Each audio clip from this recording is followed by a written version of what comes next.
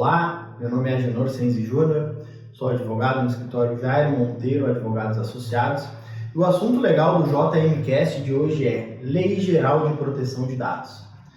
Para isso, para esse bate-papo de hoje, convidamos novamente o Dr. Juliano Moro, nosso parceiro na implementação, tanto dos programas de compliance que falamos no podcast passado, como nos programas, na implementação do programa e da adequação das empresas na Lei Geral de Proteção de Dados. Novamente, agradeço por aceitar o convite.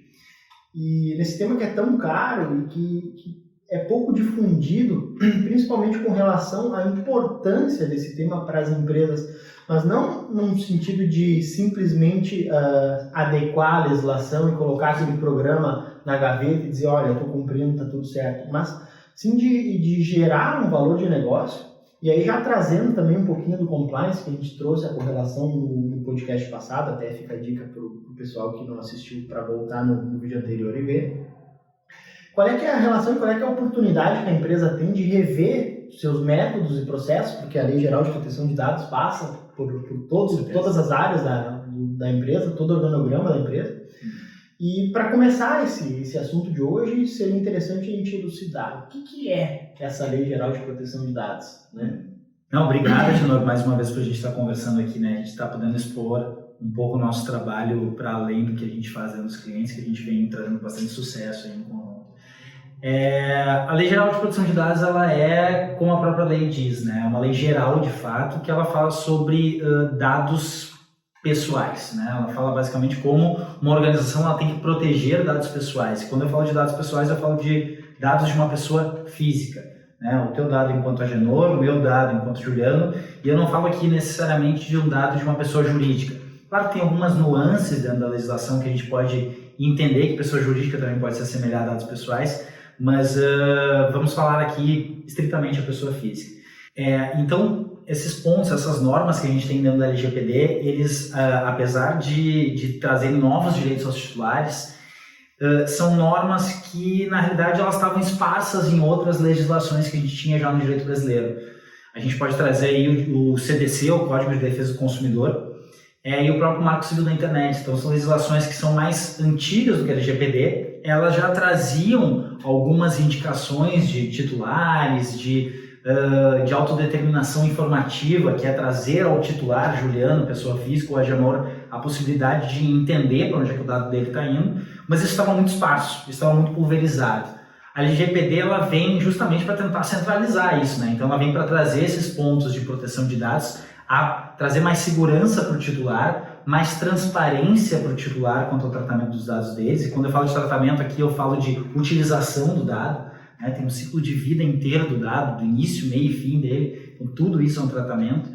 E a LGPD ela veio justamente para trazer novos direitos, trazer uma maior cobrança às organizações, né? E não, pelo contrário, que muita gente entende como uma burocratização dos processos internos, na verdade não, uma reorganização dos processos internos, basicamente isso. Em caso de não conformidade, e aí que vem o compliance como tu trouxe, em caso de não estar em conformidade, não estar em compliance com aquela legislação, aí sim tem riscos aí que a legislação traz, a LGPD traz, de aplicação de multa. E aí quando a gente fala de aplicação de multa, a gente não fala tão somente da Autoridade Nacional de Proteção de Dados, a gente pode ter multas via PROCON, via algumas denúncias via Ministério Público, a gente pode ter o próprio Poder Judiciário sendo acionado pelo titular, mas traz uma série de riscos de não conformidade das organizações e uma série de imposições, algumas obrigacionais, algumas sugestões da legislação, justamente para que a empresa esteja com um tratamento de dados pessoais adequado internamente. Perfeito. Acho que é um bom conceito, é um bom pontapé inicial. E a gente tem que ver também, quando a gente está analisando um programa, quando a gente está olhando essa adequação da empresa à Lei Geral de Proteção de Dados, se faz um mapeamento de todos os dados, quais são as áreas que a empresa colhe dados, onde a gente tem dados sensíveis, para onde vão esses dados, muito nessa ideia que tu comentaste. E eu acho que a gente poderia, já nessa linha, trazer quais que seriam os princípios da Lei Geral de Proteção de Dados e também desmistificar um pouquinho daquela ideia de que o consumidor ou o titular de dados ele tem que sempre dar a anuência dele, o consentimento, né? O consentimento, tem exceções, a gente pode trazer esses Claro. princípios, até para elucidar de uma maneira mais tranquila, e que também a Lei Geral de Proteção de Dados ela não veio para travar nenhum negócio, ela veio para justamente trazer transparência. Sim.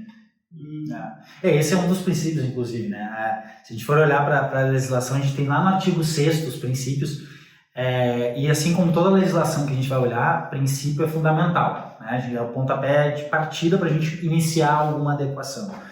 Então eu não vou trazer todos aqui, mas claro que a gente tem que ter a transparência, como tu bem disse agora, é um dos princípios, o livre acesso ao titular, então eu não posso impedir o titular de exercer os seus direitos que estão lá no artigo 18, que é a confirmação de existência, acesso aos dados, anonimização dos seus dados, revogação de consentimento. Para além disso, para além de transparência e livre acesso, a gente tem princípios fundamentais aí, né? Todos são claramente, mas o tratamento que seja baseado com uma finalidade específica. Então, eu preciso ter o tratamento dos dados do Agenor, o CPF, para utilizar com uma finalidade. Eu não posso ter os dados porque talvez eu vá utilizá-lo ali adiante, né? Então, finalidade, o princípio da não discriminação é muito importante, aí geralmente atrelado a dados mais sensíveis, né, que são aqueles que têm um cunho mais discriminatório. Então, todos os princípios, todos devem ser observados justamente para que a gente tenha um tratamento de dados eficaz dentro da organização. Em conjunto disso, é importante, como tu disse, a questão do consentimento. A gente tem que entender que o titular ele não tem poder absoluto, né? Ao contrário de que algumas pessoas possam entender, alguns especialistas trouxeram no primeiro momento, o titular ele não tem poder absoluto, muito pelo contrário. O titular ele tem uma questão que é a autodeterminação informativa, que é basicamente saber o que está acontecendo com os seus dados, né? E, em alguns casos específicos, ter o consentimento, ter a anuência ou não do tratamento. Mas, digamos, por exemplo, que uma empresa ela pode tratar os dados, se for só dados pessoais, ela pode tratar com conformidade ao artigo 7º, ao que está escrito lá no artigo, que é basicamente consentimento, incumprimento a uma obrigação legal ou regulatória, por exemplo, em questões trabalhistas, a gente tem bastante isso, execução de um contrato, né? Daqui a pouco tem um contrato de locação, eu sou o titular daquele contrato, é normal que meus dados vão ficar com a outra parte como execução, eu não preciso dar o consentimento para meus dados. E outras bases legais que são super relevantes, por exemplo, o interesse legítimo, né, ou legítimo interesse, que é a organização utilizar os dados, às vezes para finalidades de campanha de marketing, às vezes é muito utilizado também. Então, essas são algumas das bases legais que a gente utiliza para o tratamento de dados pessoais mesmo, de uma maneira correta dentro da organização. E nesse ponto que tu trataste, a gente vê muito nas empresas, quando a gente vai tratar das normas e dos procedimentos, muitos dados utilizados que sempre foram utilizados pela organização, mas que não tem de fato uma finalidade. Por que eu estou colhendo esse dado aqui? Por que eu preciso saber da mãe, da tia, da avó, o tipo sanguíneo? Daqui a pouco é uma informação que não é relevante e a empresa está trazendo para si esse passivo, né? Justamente. E correndo esse risco de daqui a pouco esse dado vazar e não tem de fato uma finalidade. Eu acho que é bem por aí também que a adequação a esse projeto ela passa, né? E justamente esse que tu acaba de trazer é o princípio da necessidade. Né? Qual a necessidade que eu tenho para utilizar aquele dado? Ele está muito atrelado a um princípio de minimização dos dados. Né? Vamos minimizar os dados no máximo possível para utilizar para a finalidade que está específica, determinada. Né? Porque justamente, trazer o dado para dentro da organização, se é um dado que ele não tem uma utilização e um propósito, um objetivo para ser utilizado, ele é um passivo.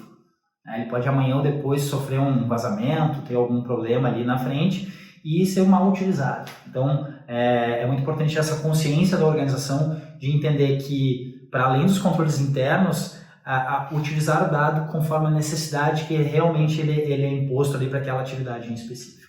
Perfeito, bacana. Basicamente organizar esses dados que estão vindo, mapear, criar um fluxo de dados e ver de fato a necessidade de trazer aquilo para dentro e ter as bases legais para ter aqueles dados. E fazer a transparência para o titular, etc. Né? Proporcionar a transparência da melhor forma e também para os colaboradores. A gente tem que pensar que os titulares podem ser titulares externos, né, que são os consumidores, clientes da empresa, e os titulares de dados internos, né, os colaboradores, isso tudo tem que ser organizado.